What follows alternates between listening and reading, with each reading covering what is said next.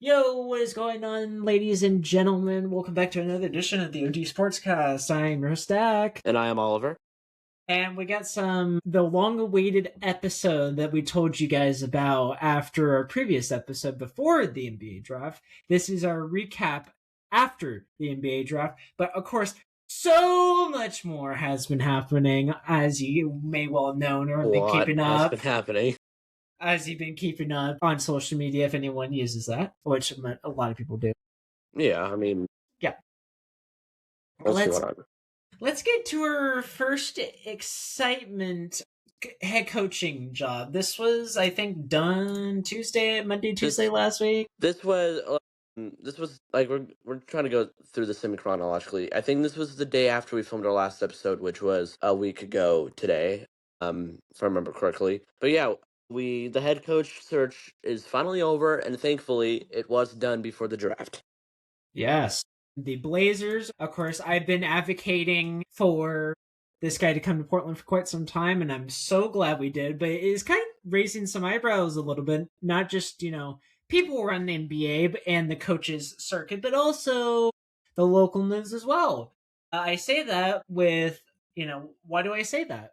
Well, because Mike Adori accepted the Trailblazers head coaching job, but it's kind of skeptical because it's a one-year contract without extended years, and it's leaving a lot of people, including the president of the Coaches Association, scratching their heads like, why this all of a sudden? Is Tom Dundon still being cheap, or is this just trying to show improvement for the Blazers? And if the Blazers, have a long-term outlook as him as head coach, would we extend? So many questions, but I'm finally glad that Mike Onori is in Portland officially. Yeah, I'm excited. This was the person I've been wanting to. And my deadline, like I've made it very vocal last time, that if we weren't getting a coach before the draft, I would vocally be upset. But no, I think this was the right outcome. We got the right coach. Again, there's skepticism about the deal itself. I will admit it's a very short deal. We really only have like one confirmed year pretty much, which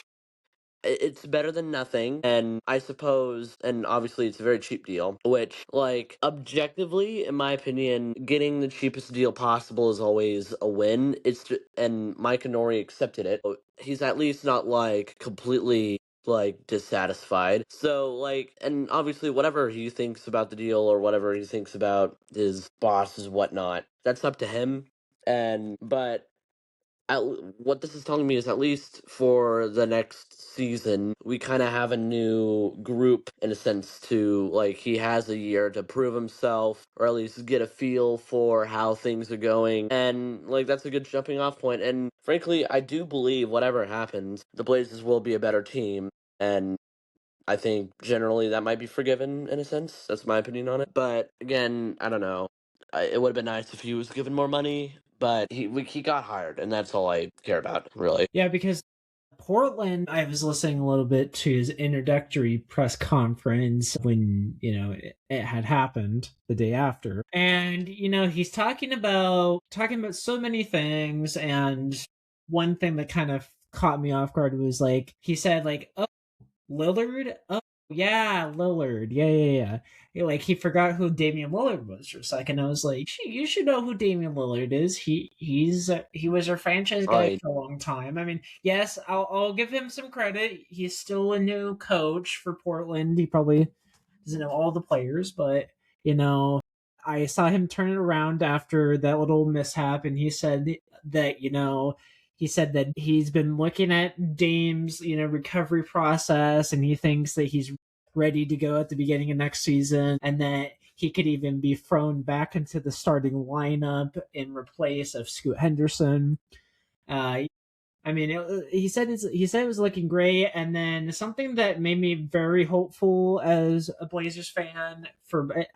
I'm speaking for both of us on this, is that he said that he was going to try his best to make sure that the Blazers wouldn't be bottom five or lead the league in turnover, compared to how Thiago did leading us into the play-in playoffs itself when we led the league last season in turnovers. So I'm hoping that whatever offensive scheme, defensive scheme it is for Micah Nori and Portland that, that we just don't lead in the league in turnovers again. I am very Yeah, hopeful, though, that he can definitely turn that around, and especially with the big defensive heavy cast of players that we have in, Donovan Clingan, who led top 5 in blocks last season, and Drew Holiday. I think that's just a couple of names to throw out there, but I think that could definitely be turned around, and I'm very hopeful that Mike Nori can do that for Portland. indeed. Like again, I did not you I knew of the Dame like misnaming whatever when it first happened. I did forget about it, but you did remind me. Listen, that's a bit concerning, although I mean it's just one simple mess up. I don't think it's like he forgot who he was. It's probably just a brain fart. But I mean that's the thing. It's a new coach, not quite familiar with the players, but I mean we have all summer to get that done. So in fact I'm actually happy. I'm looking forward to see what Mike Nori is up to. I think generally like the turnovers thing, I think if that's mostly fixed, then I think we got a really good team coming up. So that's my Definitely. and I mean, there's been talks of like assistant coaching and just like filling up the coaching staff in general. And just looking at all that, I think we'll have a good team going, good coaching staff team into the season. Yeah. Will it be like coach of the year material? Probably not, but I think we'll like it'll be serviceable in a sense. Yeah. Like as you're talking about, for assistant coaching, we'll go to it right now as part of the addition of hiring Mike Nori. Just a couple hours ago, Portland made another move for Mike Nori's coaching staff and adding Mike Williams, the former assistant coach of the Utah Jazz, as the assistant coach for the Blazers now, who was also a finals coach candidate for the Blazers head coaching search before they hired Micah. But I think he'll be good as an assistant coach, as we're still trying to fill out the rest, because a bunch of firings had happened at Dundon and so much more. But I think so far this looks like a great hire for Portland. We'll just have to see what happens, but good job, Portland. Yeah. So I mean, our coaching staff. I did see we still have a couple vacancies, and I mean, there's still a couple other people like some of the people who did not end up getting the head coach job that could fill it. So, like I said, I think overall we could still have a really good coaching staff. So that with that done, that leaves some stress off my shoulders. And now we just have to look at the roster side of things, and then the players will work hard the summer. So yeah, I think like we're entering like with the whole contract with Mike Nori. At least for the time being, we have a like a platform to like on the coaching side of things to have a stable new era of the Blazers. Yes. Let's just because let's just hope that Mike Nori does not get arrested by the FBI on opening night. And our first game into Because the regular it makes me season. wonder. I know it's like a jinx, but like holy, that is the most unexpected thing that could have happened after game one. But Especially, yeah. Like, what the it heck, makes me wonder, man? like, where would we be if Chauncey was still here? Because I think Would we both be the league Tiago in and turnovers Nori, and all that? yeah, I think both Tiago and Nori are a step up from Chauncey. So, like, my point is like having a good starting off point, and I think that's where we're at. We just have to make sure that Mike and Nori is happy, and just off of a personal hunch. Again, I can never read someone's mind, but I think he's overall pleased to be here. This is first time head coaching. Yes, he's not getting paid a lot, but I mean, hey, like, Yeah, that's just a hunch. Like, at least happy enough to do a good job and consider extending his contract. true, true, very true. But we Well, have to wait for the regular season, we do, which there's because so many factors that's to where the that regular will be season. actually put to the test. So yeah, I mean, we'll see what happens with Portland and the filling out the rest of the coaching staff. We're gonna move on to our. I think this is our last coaching gig for right now before we talk about the trades. Whew, brace for impact. Dallas Mavericks have after firing Jason Kidd, I think it was like maybe about 3 months. That was about, I think, a month ago. They finally, after cleaning the front office, after the whole horrible Luka Doncic trade, trying to get their names, squeaky clean. Kind of reminds me of Jailblazer vibes, not gonna lie. That they have hired Michigan, yes, you heard me correctly, a college coach, former Michigan head coach Dustin May, as the next franchise head coach on Tuesday. Oliver, what do you think about Dustin May taking the head coaching job for Dallas and making that big jump from college ball now to the NBA? I mean, okay, Dustin May is the name that I certainly do not know much about, but I know one thing. It was kind of unexpected. We don't see like such a jump from college head coach to actual NBA team head coach. So certainly that is a different environment. Like you're both like just thinking about it for the differences. You're both dealing with really good, like best in the world type of players. It's just that the NBA, they are literally just the best basketball players of like any age group, generally staying with rosters for longer. But at the same time, college is more like the rosters come and go type of deal. Like it's like the rules in college basketball are very different, but like it's not a super harsh difference, and I think those skills can be translated into the NBA because like the deal is like obviously very good like developmental wise, or at least like maybe faster paced developmental wise, but like dealing with young people but still like NBA age people. So I think that's going to translate well. And the Mavericks are a team with a bunch of young stars draft capital. Like they have Cooper Flag, who is like should be set to be an all-star superstar. I meant. So I mean, Dusty May is a good pick. It left room for the Blazers to still get ones that fit our team, but at least for what the Mavericks are at, where like they're kind of old but also not at the same time. It's a weird situation, but a good pick for coach in my opinion. Yeah, definitely. I mean, I'm very hopeful for the outlook for the Mavericks. I hope that hiring Dustin May will project them into the right direction. But again, it all matters in the regular season, so we'll have to wait and see. But I mean, Dallas is shaping up to be pretty solid. Yeah, like I'm sure still a couple more years of rebuilding, but I mean, they'll definitely be back to, I think, assuming they don't lose Cooper Flag in any way or get unlucky, whatever else, they could probably be a dangerous team in the next 2 or 3 seasons. Yes, definitely. Definitely. Definitely. We will check back in So with Dallas. so all the big coaching jobs in the NBA are filled. Are finally filled. The last two that were open were Dallas and Portland. All of those are closed now, and we can finally move on now to the trades and signings. I think I broke the news on the last episode of the podcast. I'm gonna have to do this first. Giannis, you know how me and Oliver have been talking this big hype or the idea possibility of landing Giannis Antetokounmpo in Portland. Obviously, that didn't go to plan. No, it did not happen. He made it very clear he did not want to play long term here or sign an extension because he is on that 1 year contract and he can kind of dictate where he wants to go. Mm-hmm.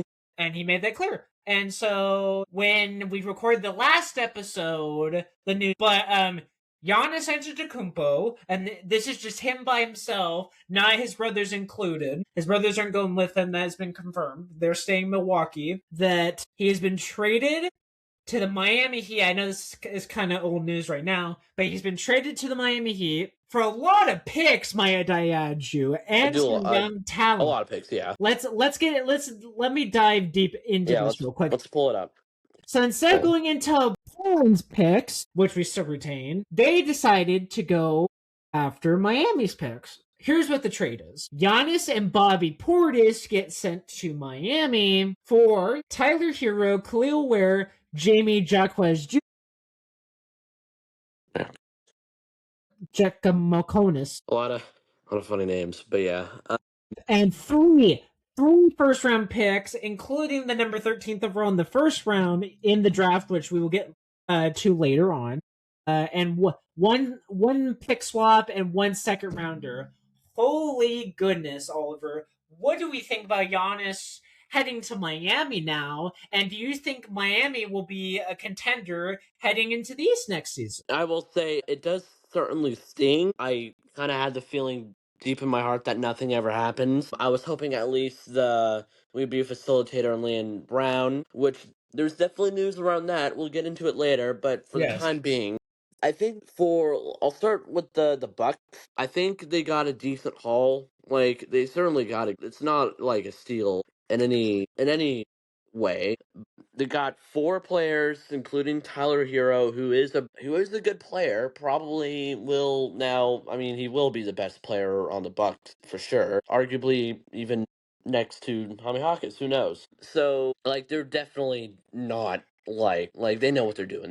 They're tanking whatever. I believe they do own next year's pick themselves. We Yes. the Bucks picks only that the Blazers zone only started in 2028. But for the time being, like they got a good return. And as for the picks, I mean, I'm just gonna quote Shams because I have that loaded up. The Heat are sending Milwaukee unprotected first rounders in 2031, 2023, pick 13 of the draft, and a swap in 2030 and 2033, which would is 5 picks. So the Bucks got a good haul. I still believe that if they were to get the picks Portland owns, that would have been a better return for them personally. Although I understand Giannis not wanting to come to Portland. Miami works for him because it is a party state. I think he is more likely to win in Miami, which I'll get into. Where the Heat are at. They kept Bam, so Bam and Giannis will be a really good front court duo. I think they are definitely capable of being the best front court duo in the NBA at the moment. The thing is that generally that kind of leaves the rest of the team sort of empty. Like they traded like their like second and fourth best player pretty much. And like if this happened with the Blazers, like we would be sitting like our third and fourth and like sixth best player type of deal, you know. So the Heat lost in terms of that, which means now they have gaps that they need to fill. They need to somehow get Norman Powell back, which I think because of the move they have confidence they're going to do that. But like they still I have think that will be hard to do though, yeah just because I mean he's looking for about like 15 mil a year, and I don't think Miami would have the cap space for that anymore, and so he might yeah get signed away to a different team in free agency. Yeah, so that's why I say the Heat are in a tough position. Also, their depth is pretty gutted because they traded a lot of their bench for this deal. I mean, they do got Bobby Portis out of the deal, so that will certainly help. But like, they're kind of weak. They're pretty weak at the guard spot now, and don't forget, the Heat were the 10th seed with the roster last year, and like again trading their like second and fourth option whatnot. I think the Miami will be a better team, that's for sure. I think they're going to be a better team. I don't think they're going to be quite title contender tier. They're going to have to do a lot more moves just to deepen their depth and maybe get a slightly better guard. So like what I see from the Heat is maybe like a 5 or 6 seed, but I'll be shocked if they go any higher than like 4 or 3. They're like, and I mean that's good for them. Like Giannis is very like he has a ring, so it's not like he's a playoff dropper. He's still gonna be prime Giannis. Again, I think that's gonna be an elite like defensive front court, just overall.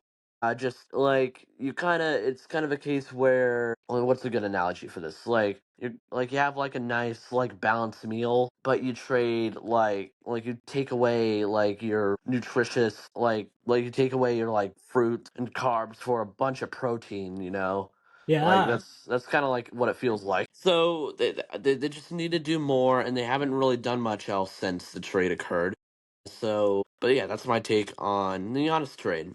My take for Giannis would be that I agree with you that I could see them being the four or like not going over, being like a top three, but I could see them being like a 5 or 6 seed.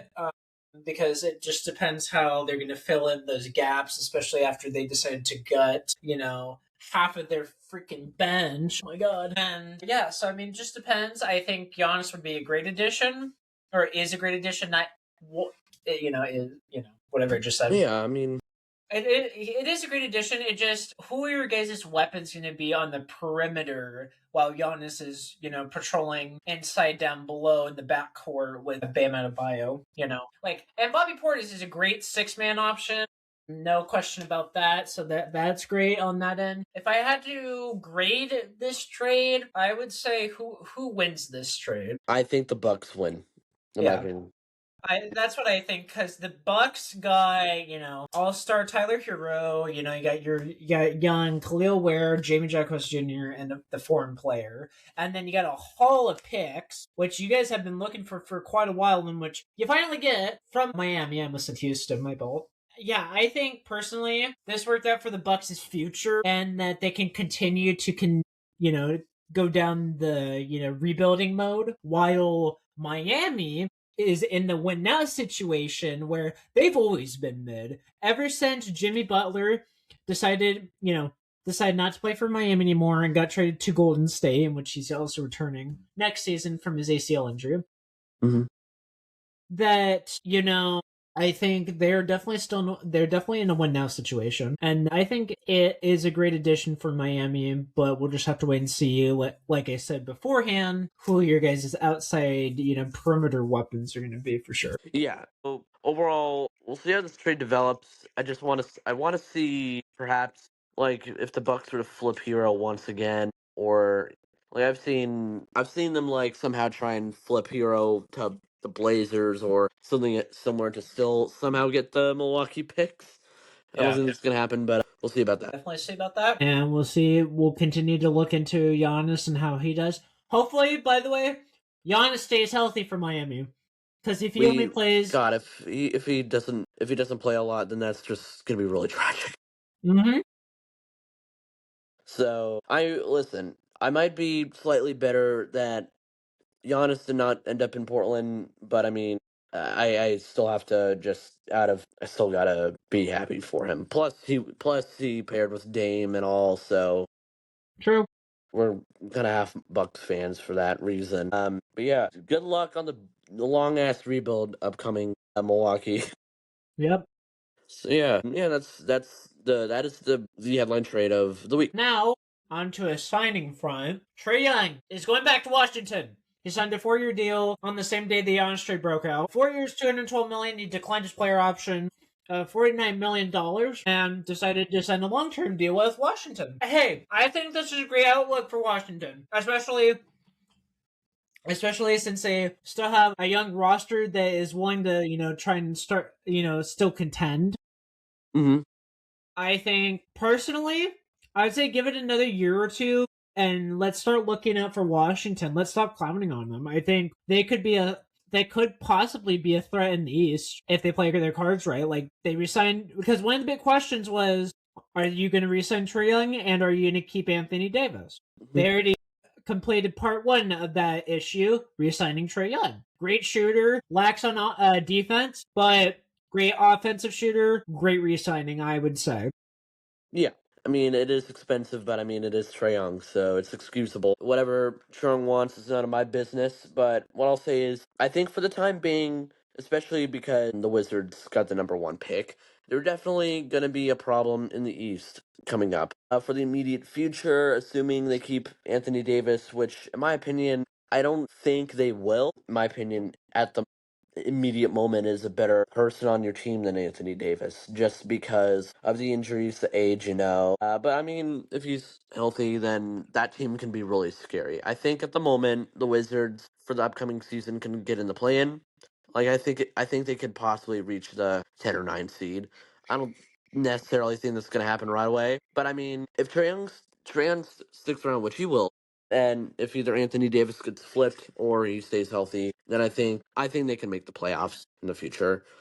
If AJ DeBonster grows well, which we'll talk about. Like, as for the actual deal itself, I think it's a little bit expensive, but I mean, You think it's a little bit of an overpay? I think it's a little bit of an overpay. I don't think it's that much of an overpay. So yeah, I mean, he declines. I guess that is kind of greedy. Whatever. The Wizards will be scary. I believe. Like, I That's why I know say it's stop kind of. clowning on them, man, because they could be scared in a few years. Yeah, I mean, I know they have a reputation for kind of sucking for a lot of their history, but I mean, I think things can change around a bit.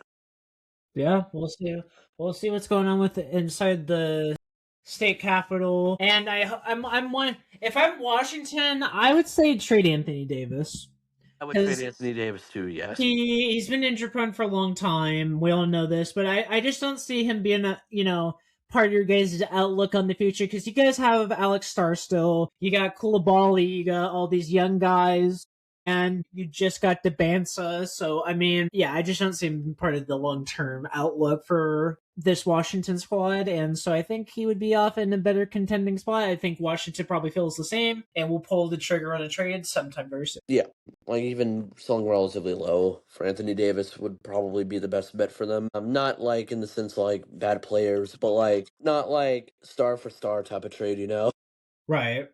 Nothing like huge, and then whatever team gets Anthony Davis gets lucky in the draft lottery and gets the number one overall pick next year. Mm-hmm. So You're right about that. We'll see. We'll see. On to. Let's take a break from the sign and trades for just a second. We got an NBA owner, or not NBA owner, but correction. We have an owner of a hockey team that is launching his bid into wanting to own the Las Vegas franchise of the NBA. Bill Foley, the Las Vegas Golden Knights owner, has launched his bid to bring an NBA team to Vegas. What do I think about this move? I think it is interesting, and I mean, his team, the Golden Knights, have been in the Stanley Cup Finals for like the last couple years, so they're a pretty good damn team, and he knows how to run a damn team. And so for him to launch his bid into owning a Vegas team for the NBA would be quite interesting. I like to see how that unfolds, as the news progresses on about it. But I think this is good. I mean, someone's finally taking this swing at the bid for one of the two cities that are promised expansion. We haven't heard much on Seattle. Seattle is still confirmed. We really should soon. I mean, I think that's more hyped up than the Las Vegas team. Yeah, let's be honest. I mean, we want to renew the Pacific Northwest rivalry with the Blazers and Seattle Supersonics. It is only right you bring back the Supersonics name. It should not be anything else, and I refuse to call it anything else that is not the Seattle Supersonics. Yeah, that's what all the NBA fans are gonna do. But listen, I don't think I can comment on this too deeply because I'm not a hockey fan. But I mean, it's the Knights were in the Stanley Cup Finals, so Dundan's the team. owners lost to Dundon's team. So I mean, the owner's got chops and at least running a sports team in general. I'm not knowledgeable on like how like was the owner like while like during a rebuild is it like the franchise is always good type of deal. I don't fucking know. But it's nice to see that people are making bids because I want to see the expansion happen. We've covered this a lot over the like first month of this, like and back in like March or whatnot, while this news was the new thing on the block, But yeah, Yeah.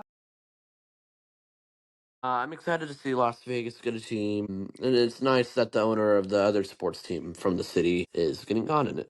Getting on it. What I heard about the Seattle bid thus far is that is that the Seattle Kraken's owner, who's female by the way, launched her bid for the Seattle expansion. So it'll be interesting. But who knows? I'll have to look up more news about Seattle's bid. But yeah, that's Las Vegas. All right, now on to our two final trades of this episode, and then our recap of the NBA draft. Wow, this episode's actually going a lot quicker than I expected. Yeah, we're speedrun this. We're speedrun this shit. We are. Let's do this one. So, if I'm the Hornets, what the fuck am I doing? Because the Hornets have been on some weird shit as of late. Yeah, because you trade away two of your franchise guys, and I'm about to get to this one now. LaMelo Ball. You guys selected him. LaMelo Ball. You guys select him. What is it? Third overall in 2020 with Anthony Edwards as the number one overall pick. Yeah. What are we doing? Mr. Second leads the league in 3 points along with his teammate Ball. Kind of wild ass move from the Hornets. Granted, I think they got a pretty decent return on LaMelo Ball. Well, here's the trade. Yeah, read it out. Hornets are sending LaMelo and Josh Green. So I can understand the Josh Green part because he's getting paid like 10 or 15 million as a rotation guy, that makes sense. Although I will bring this up. I don't think it was officially, but there was a trade before the honest trade. Julius Randle to the Nets by Oh yeah. just a salary dump. I think that also sent I forgot who to the Bulls, but they traded down just to get rid of a salary, which means Nas Reed would have started, but clearly not because of this trade. But go on. And then to the Timberwolves. Yes, you heard me correctly. The Timberwolves. For Nas Reed, who got seriously elbowed in the playoffs by Victor Wembanyama, if everyone remembers. And a lot of people were bitching, saying, oh, Wemby should have got a flagrant foul or should have been ejected for the game. It's part of playoff basketball. I personally don't see him being ejected just for an elbow. Yes, the guy could have got a serious concussion. But, Nas Reed's one tough son of a gun. So he stuck out with it, and there we go. Anyways. It's been a flagrant one, but that's just my opinion. Yeah. And a series of draft picks. Those picks include a 2033 unprotected first round pick, 3 second-round picks in 29, 32, and 33. Charlotte also gets a first-round pick swap in 28, 29, and 2030. Oh my gosh. And I'm just reading this. I didn't know this in this article, but according to this article, the Hornets fielded aggressive offers in recent days before this for LaMelo. The Timberwolves, the Raptors, and the Blazers were among the teams after going after the point guard. For LaMelo. That would have been interesting if he went to the Blazers, although I'm not sure how that would have worked out. Yeah, me either.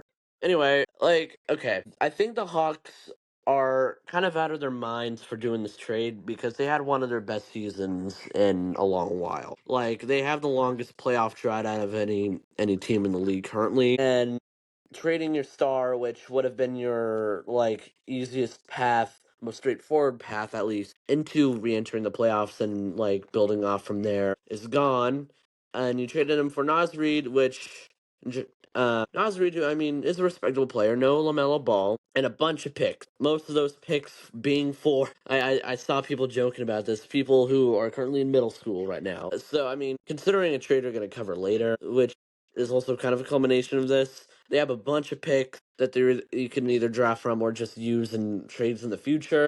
So, if they want to, not completely fuck around, maybe they could buy a star using some of those picks, but I don't know, very questionable decision from the Hornets. I don't think they're a completely trash team quite yet, because I think Khan is still really good, or can be really good.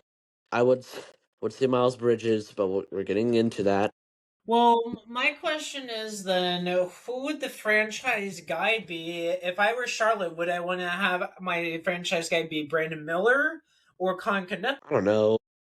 I think at the moment, probably Brandon Miller, but I mean, Khan just came off of a very good rookie campaign, and if he could build off of skills that isn't just catch and shoot threes, then I think he can do it. But I don't know. I guess Khan. In the meantime, I don't know. It's Kind of hesitant I while think saying that. this was kind of a bad trade. I guess I'll go on to the Minnesota side of things. I know all the Minnesota fans are sad about Nas Reed going away, but I mean LaMelo is a better player than Nas Reed for sure, and I think an Ant LaMelo backcourt will be an Ant-Man and the Wasp. That's the nickname I've been seeing floating around. Will be a really cool ass Ant-Man and the Wasp. Yeah, And it's a cool court, and it's not like they still have the entire team left. I think this is another thing we didn't explicitly mention, but they did re-sign Ayo Dosunmu. Oh, yes. I believe, but they still have Jaden McDaniels and Rudy Gobert. Right. So, big overpay, in my opinion, for Ayo Dosunmu, but that's just. I would agree, but nevertheless, he's on the team, and I think that's a very good starting five, in my opinion. Yeah, I mean, and especially after Julius Randle got sent out, Ant was kind of unhappy with Minnesota, especially since they've had the last 2 seasons alone, they've had 2 Western Conference Finals. Or no. Yes. Did they appear? Second round exits, I think. Second round exit this year? Yeah. One of the years they made Western Conference Finals, and then they haven't made back since then. And so they're trying their best to, but it's just... Yeah, I mean, listen, the Dante DiVincenzo is going to be gone, so I suppose that's part of the reason why they made this trade. But I mean, even when he comes back, he'll serve as a really good like guard off the bench. So I mean, this is a really good team. I think the Timberwolves are going to be a better team. I'm not sure about giving up all those picks, but I mean, young team like this is the class of 2020 team now. Yeah, that is damn well true. Like they could, I think they could easily be the 3 seed in the West now. Perhaps. Well, nah, I think 3 seed's probably their ceiling. I still think the San Antonio and Oklahoma teams will be better. Like they both still have superior depth, but I mean, like this is a good basketball team. Definitely. I'm just very slight overpay for LaMelo Ball, but like ever so slight, just a little bit. Like 4 first rounds and 3 second rounds is pretty damn insane. Pick wise, and Josh Green, or oh no, Josh Green's or no, yeah, or no, Josh Green's coming to the fucking Minnesota. I'm dumb. Can't forget about that. So yeah, I mean, good, like very questionable trade, but I mean, I think Minnesota got the last laugh. Yeah. All right, so that's like the last major like star trade. There is Star one Trek, more yeah. trade relating to the Hornets, which came in earlier today. I'll Yep. introduce this one. All right. The Charlotte Hornets are trading Miles Bridges, a 2029 first round pick, and a 2027 second round pick to the Phoenix Suns for Grayson Allen, Royce O'Neal, and a 2033 first round pick. So Miles Bridges for sure is not as good of a player. Yeah, Again, I especially still with the think this is a criminal bit. histories guy. I think this is a really bad trade on both sides, in my opinion. Sure, I guess Charlotte is building out their depth, although like what like that matters. I'm not like I haven't really had time to look deep into this trade yet, but I think it's kind of questionable on both sides. What do you think about it? Great question. Well, here's what I think is this is I would consider this just like a contract dumping type trade a little bit because you want to offload Grayson Allen's contract, which is pretty hefty. Royce O'Neal, who's a rotation guy, also signed to a pretty nasty deal, and so I could see that being offloaded, which did happen. I don't really like that it was an exchange for 2 first round picks. Well, it was a first and second for one team and then a first for the other. But I mean, it's not bad, but it's interesting. Like, I think personally, Phoenix won this trade by getting Miles Bridges just because it adds another addition. Good started, a good solid power forward into that starting lineup and that struggling team that, Phoenix has had for quite some time, especially, trying to build around Devin Booker, but of course, not being successful.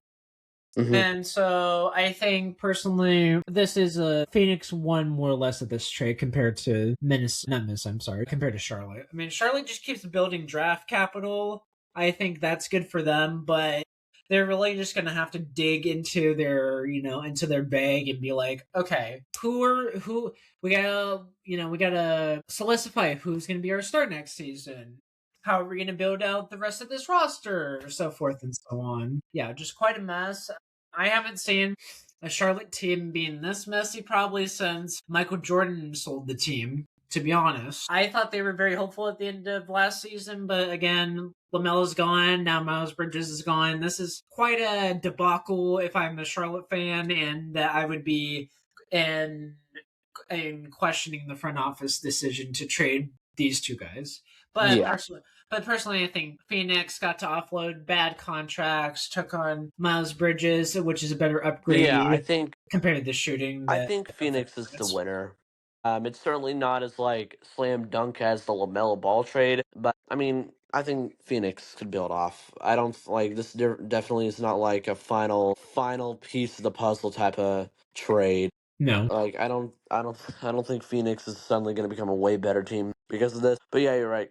Offloading some salary, taking advantage of whatever the hell the Hornets are up to do that. So madness. I say yeah, madness. I mean their depth is a little worse now, but I mean they're still free agency. So yeah, that is the major trades. I there were besides like a couple like minor draft night trades. I believe it. Let me just double check. There are a couple like there are a couple other minor contract extensions like Austin Reeves got one. Just Which I Austin Reeves got one. I think iHeart got one. Hardenstein got one. No, I Isaiah Stewart to Memphis Grizzlies for some second round picks. That's the trade that occurred. Oh, I forgot about that. Yeah, I should There have was had that. also Isaiah Joe. Oh my god, I'm just scrolling around. I'm trying to find it. It looks like Horford declined his option. I know iHeart got Kobe White got a contract or signed a 3-year deal. Mark Williams signed a deal. Isaiah Joe got traded to the Pistons as well. Is there anything else? Ron Harper Jr. for the Celtics is signing a 3-year $9 million deal. I think that's pretty much it. All right. So that leaves the NBA draft. Now we go on to the draft, and then we'll talk about the. Do we want to talk about the Portland situation after or before? Yeah, we got a lot of rumors. Okay. Let's talk about the draft then, and then we'll talk about the Portland Yeah. rumor. All right, I will now present my screen. All right. AJ DeBansa, no shocker there.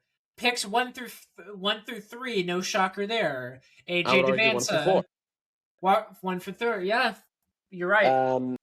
DeBansa goes to Washington. Yeah. Darren Pearson goes to Utah. Cameron Boozer goes to Memphis. And Caleb Wilson goes to the Chicago Bulls. Yeah. All 4 of those picks, they picked the best player available, and I mean, what else is there to be said about that? And then after pick 5, that's where things began to get like less guaranteed. Because I think this was the top 4 I was predicting. I think that's the top 4 everyone was predicting. But starting at pick 5, the Clippers, which would have been Indiana, picked Keaton Wagler. Which I think considering the team, I think this is a fine pick. Personally, I would have picked Acuff for a guard spot, but this is a good pick in my opinion. Um, yeah. What's next? Number 6, Mikhail Brown Jr. Um, I'm not sure about his game. Acuff fell to 7 and is playing for the Kings. Rip, rip his career. Am I right? But Yeah. number 8, Kingston Flemings. Another this is a good pick. I also like Yeah. Kingston Flemings as a player. Great pickup of the Hawks, definitely. I think he'll turn out better than Brown for sure. The first surprise was number 9, Morris Johnson Jr. Rising very high to go to the Dallas Mavericks. Overall, What is his 15, description? picked position rank 8 or went 9. Then Braden Burry's fine. Yaxel went to the Warriors. State. What that tells me is that he is the oldest player in the draft. I guess the Warriors want one more year of winning now, good experience. He was just out of range from OKC, who picked up Ade Mara, which which is the best center available in the draft. That was the OKC got lucky from that. I don't think Ade Mara is like superstar material, but I mean he'll grow out to be a franchise center for OKC. Certainly not like immediately, but in the future. Nate Met went to the Heat. From the Milwaukee trade. No, they went to Milwaukee Milwaukee, because of yeah. the trade. So Yeah. they got both Nate Met and Braden Burries from like the lottery segment. I think that was a fine pick. Hans Steinbach went to the Hornets. I'm not too familiar with his game. Uh, Dalen 6'11", Swain, 224. yeah, Dalen Swain went to Chicago. This would have been our pick. Yeah. He jumped up a lot, and just because of that makes me kind of happy. And I mean, from here, like I said, I'm not a college basketball viewer, so this is where things get kind of foggy. But what I will say is, Bennett Certs, he did really good while he was at Iowa. Like his team upset a lot, so like a good backup guard for OKC. I think OKC has something going. Like they're doing build now. Yeah. And then like a couple other players that like dropped surprisingly, like LeBaron Filan dropped to 22. That's kind of surprising. Um, I was expecting Jaden Quaintance, despite his injury trouble, to go at least a couple more spots up, I suppose. Kareem Lopez, Cameron Carr, like those kind of people, I think should have went higher. But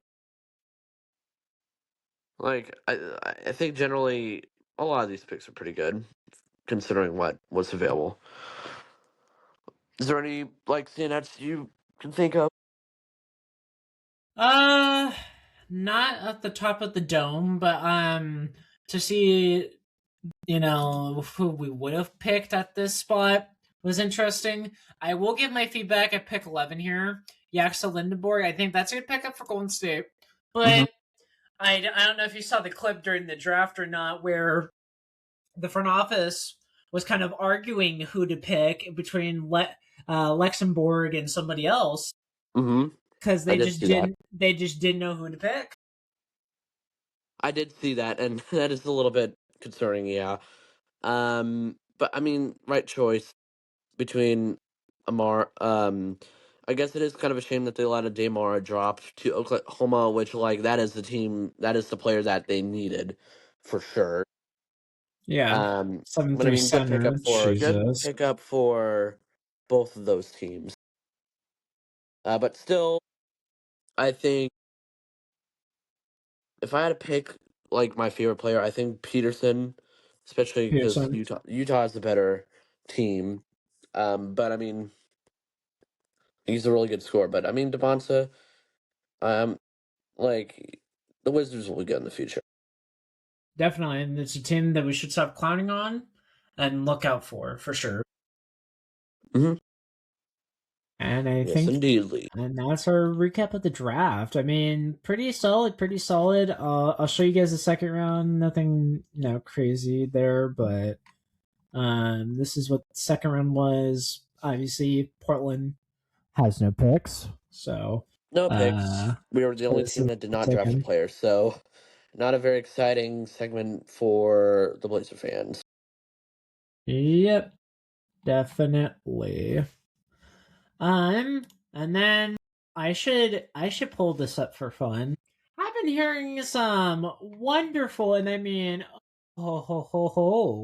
wonderful rumors. Does anybody want to know what those wonderful rumors are? Let us know. Well, has to relate to a certain free agent that Portland's been named in combination for quite some time. And here it is, gang. I'm about to share it now. The Portland Trailblazers are seen as the front runners to win Jaylen Brown in a trade. I'm hyped about that. Yeah, and What seems do we much. think about that? I will happily be in talks for a Jaylen Brown trade, and it seems much more likely than the Giannis because we were kind of seen as facilitators. And I think Giannis has made it more clear that he didn't really want to go to Portland. Although what I will say is Jaylen Brown over the past couple days has kind of been crashing out on Twitter a little bit. I honestly don't care if he is or isn't. He's still a good ass player, He's and still a really good player. I Yeah, think with how our roster is built, I think he'd be a huge, and I mean huge addition if you were when he comes to Portland. I hope. absolutely. Let me look at the contract that Boston's working with for his contract. It's a 3-year contract, and he's getting paid $53 million. Okay, it's not bad. That's not bad at all, actually. A lot of people are like, okay, well, what's Portland going to give up when and if we land Jaylen Brown? Well, it's been flip flop back and forth, but I think There's been a lot of scenarios out there. the final trade is this. At the end of the day, it will be the Celtics trading Jaylen Brown and and I think probably just Jaylen Brown. Just Jaylen Brown, and then Portland's the one that's going to give up a lot of things. So, 4 first round picks, the Milwaukee picks, our own pick, and the Orlando first round pick that we somehow got. I don't know what trade we got that one from, but that pick. Mm-hmm. We send Shannon Sharp's contract, which we're currently paying him about $20 million. So we put that on the table. We put Jeremy Grant's contract on the table as part of the deal. and we have to add a third player. And unfortunately, I unfortunately think that third player is going to be Donovan Clingan. I hate to Yeah. say it. I think it's going to be Donovan Clingan. Yeah, I mean, listen, there's been a lot of conflicting sources, but like I've been kind of looking at people's opinions a lot considering this because I mean, this is our biggest chance. It's definitely it feels closer than Giannis ever did in my opinion. Oh yeah, And like if we this were out of doesn't reach for like I was like, Giannis. oh, like when the Giannis trade went down and when I saw that notification I was like, oh, oh Not well. surprised. Not But if surprised. but if like either like if we completely lose out, I'm gonna be like, God damn it, man. That's how I'm gonna react. Um, but anyway, Jer. I mean, there's two big contracts on our books that will act as like the main beef of the trade in a sense. Either Jeremy Grant or Drew Holiday. Now, I would rather trade Jeremy Grant, and that is probably what our GMs think. Yeah, 100%. But I do see a lot of Celtics fans or like say that they want Drew Holiday back one just because nostalgia, but also fit wise, like they need a guard. But in my opinion, I would rather trade Jeremy Grant. But if the final factor in saying yes or no is replacing Jeremy with Drew, I'll still say yes. It's not like Drew's untradeable. Um, I think 9 out of 10 scenarios has Shaden Sharp going, which that's gonna be sad to see. But it'll help salary wise, and I think it's gonna be important. There's a chance that it's gonna be Scoot Henderson instead of Shaden Sharp, or both Scoot and Sharp. Um, I would still rather trade Shaden Sharp just because I think Scoot is just a little bit younger, has more time in the future to grow and develop.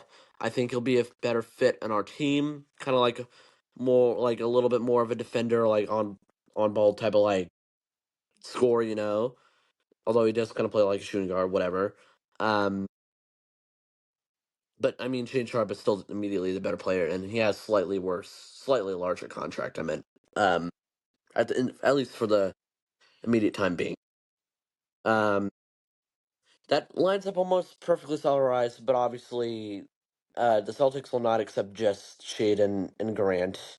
Um, and it's either going to be we're going to also trade Scoot Henderson, and if that's what happens, I would still say okay, good trade, whatever. I'm ignoring the picks right now, by the way. I'm just looking at the players. Yeah. I think it's still a good trade. What I'm concerned about is that it leaves us kind of dead, at least at the guard position. We run out of a guard depth because our two because Brown would presumably start at the shooting guard position, and that'd leave Dame at the point guard, so he would have to start immediately. But I mean, and that would leave only Drew Holiday, who is also slightly injury prone and pretty old, behind, and that has me a little bit concerned. I would want to sign a secondary competent guard Anthony there. Simons. Anthony Sorry. Simons, there we go. I guess I would leave someone like Vit perhaps to be the backup guard, but like I don't know if I want him to be like to be a good basketball team. I don't think we should have him playing super consistent minutes. If we have to or should be, what I mean. Yeah. So that's one scenario. Both Sharp and Henderson. But the other scenario is if we trade Donovan Clingan.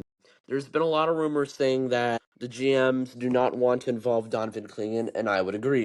I would much rather trade Scoot Henderson for because Donovan Clingan, yes, he dropped off a little bit during the playoffs, but I mean he's still really young. I think I still believe he can improve, be still be good in the playoffs, but also it's kind of just because Thiago favored our vets a lot, which in a series we weren't really meant to win, but whatever. But I mean, he was kind of our secret weapon. He led the league in rebounds. That was kind of our secret weapon. That was the deciding factor in a lot of important games. And I think trading that away would not only remove that, it would certainly be good for the Celtics, who are in need of a center, but also it would leave a very glaring hole in the center position. We would need to re-sign Rob, which We have to I catch still his think for. it can happen. But there are other teams taking a look, and also, so that would just leave Rob and Hanson Young. And again, I would be like, oh, we need to sign another big whatever. Yeah. On top of that, so if possible, I don't want Donovan Clingan to go. I definitely don't want Tumani to go. Yeah. He's an elite defensive player. One of our strengths last season was defense. I don't want to trade our secret weapons away. And also, the other reason I like the Scoot Henderson trade is that it works slightly better salary wise because that also True. allows room for someone like Sam Hauser or someone like that to also Sam come Hauser, part of the Dean deal. Wade, something like that. Yeah. Or not. Let me look. I have the trade engine. Peyton Pritchard, perhaps someone like that to come over. And he's a former Oregon alumni, so I would love to have Peyton Pritchard actually. Yeah, Peyton. I would enjoy Peyton Pritchard here. So like Peyton Pritchard, Sam Hauser, like those are the two players that would work out salary wise if we were to include Scoot Henderson in the deal. Although, I mean, there's also the opportunity. There's also the chance that it Grant, Sharp, Klingon, and like one of our other like either Young or Chris. Which again, I would not like that trade. But here's the deal. I am willing to trade Donovan Klingon only if it means it counteracts the picks we get. Because there was a report saying that what it say it the Celtics wanted us to trade up to 4 picks. For a And I first think round. 4 picks is the perfect amount for a trade like this to still work. So, like, my ideal trade that's realistic would look like Grant, Shaden, Scoot, the 3 Milwaukee swaps, and the Orlando swap, and maybe a couple second rounds for Brown and Payne Pritchard. That's my ideal trade. That is what I hope to happen. But Yeah. also, I'm willing to accept Grant, Shaden, Klingon, and either Young Hansen or Chris Murray for like 2 or 3 of our picks. Yeah. And then we can use those picks to either like land Anthony Davis or something for at least for the immediate time being.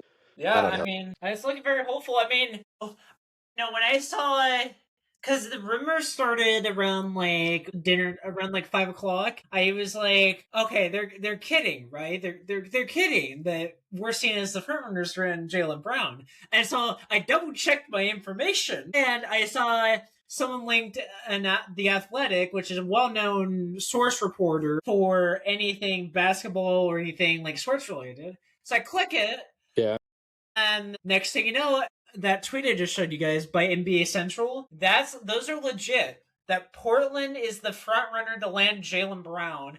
And I was like, really? And I said, if we land Jaylen Brown, and if we get like a Shams tweet tomorrow saying we landed Jaylen Brown, then I'll be like, this will be the greatest day that we have been a Blazers fan for the first time since the return of Damian Lillard from From when he got waived right from the around a year Bucks. ago.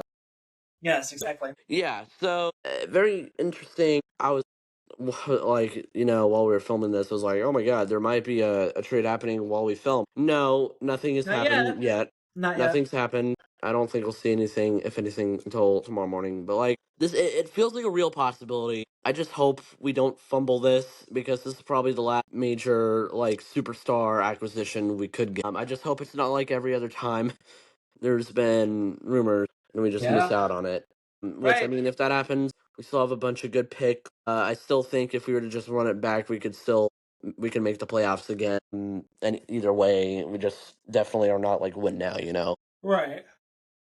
But So I'm very hopeful that we get Jaylen Brown for sure. And I don't think we wouldn't. no, Like I will mention this. There have been other rumors for other teams interested in Jaylen Brown, and one of them includes the Nuggets, which would be interesting because either they would have to trade Jokic straight up, which there was news earlier today he did decline a contract extension, I believe. That was one of the smaller news headlines of the day. Also, what was it? I guess the Hornets, although I think that's kind of a joke. That's not going to happen.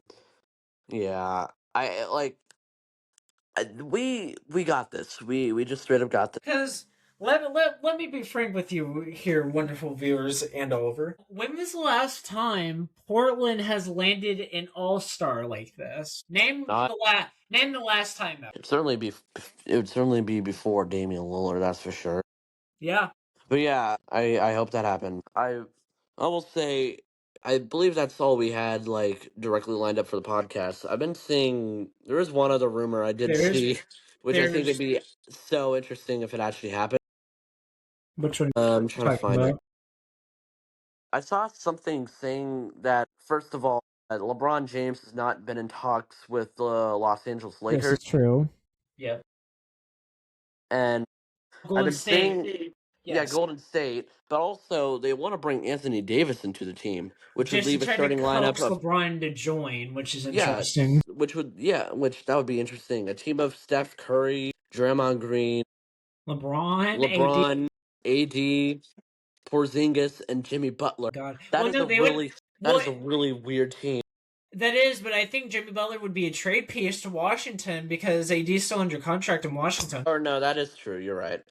Yeah, you're right. So a team of AD, Braun, Curry, and Draymond. That's old. That gold, That it would would be an be. interesting final season for It would, LeBron. yes. I mean, and Curry maybe because like Curry's getting up there too.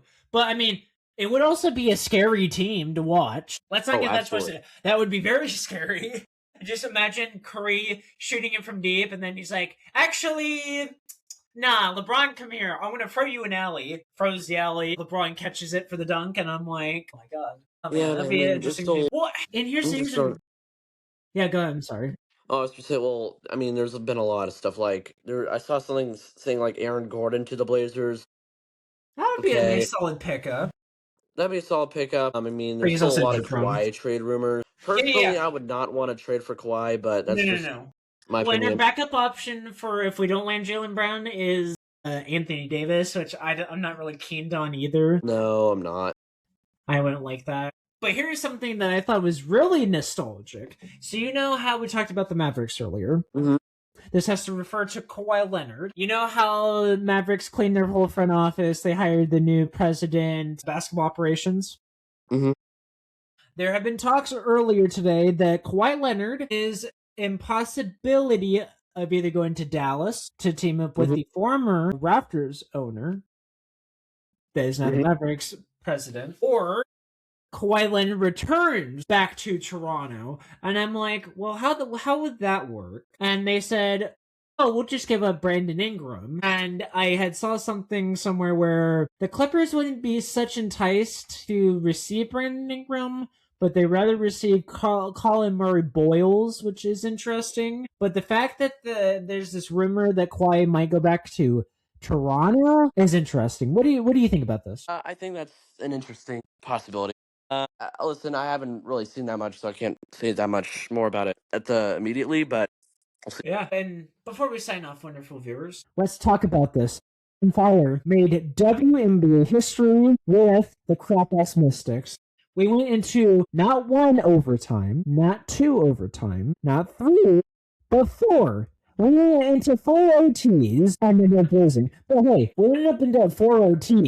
That's still exciting to watch as hell. And Carla Leite, I saw how disappointed she was after she missed that, tied game, a game-winning layup. She should not be disappointed. She played one hell of a game. I looked at the stat sheet. She should not be disappointed. Portland, No, absolutely not. I would say give yourselves a pat on the back. That was amazing to watch. Yeah, I mean, I tuned in during the third overtime. I mean, they were tired as hell. I could tell. Like the scoring definitely slowed down around that point. So it's not like the fact. I mean, the Mystics were kind of on par record wise.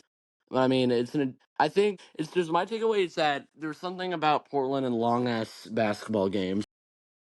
I saw your story and I'm like, yeah, that's unfortunately Yeah, true.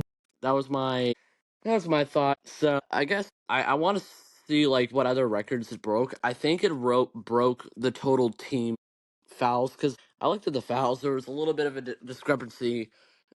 Two of the Fire starters got fouled out, and I only think one of the Mystic was like in foul trouble and got fouled out. So that's part of it. I think it was. I also saw. I think it's the second total scoring game amongst both teams in WNBA history. You're right. Carla got a career high. I think like two Mystics players got career highs. It was an insane game, and I'm glad I caught it when I did. Yeah.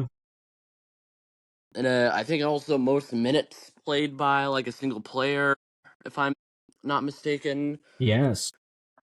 Like, unbelievable work. Unbelievable And indeed. the young Portland Fire get to be a part of it. And don't forget this: the original overtime was like a Lillard range, like 3 point Oh yeah, right. I saw the right at the clip. buzzer. Again, Carla Lee did it. So I mean, we got like the Portland's clutch. It's just we got kind of tired. A lot of our guys, sorry, a lot of our girls, holy shit, got fouled out. But I mean, really good game. Listen, it's crushing to lose 4 overtimes after all that work, but it was a good ass game. Yeah, I mean, again, she And I should not hope be I hope disappointed. everyone gets to learn about this game. And I hope that also I saw another thing. I think like the top like 25 or so total scoring games amongst both teams in the WNBA. I think 5 of them happened within the last 2 weeks, which is kind of Yeah. insane. Like multiple 100-point games for both teams have happened as of late. Whoa. And I think that shows that the WNBA is getting more skilled, And more exciting to watch. more exciting. Yeah, Otherwise, why would you extend the games? yeah, exactly. So yeah, that's our WNBA news. Yeah. So yeah, I think that concludes everything. Yes, thank you. Thank We you, do the extra. wonderful viewers, for listening to this episode of the OD Sportscast. I am your host, Dak, And I'm Oliver. and we'll see you guys next time for another edition of the OD Sportscast. Okay, bye bye. Bye bye.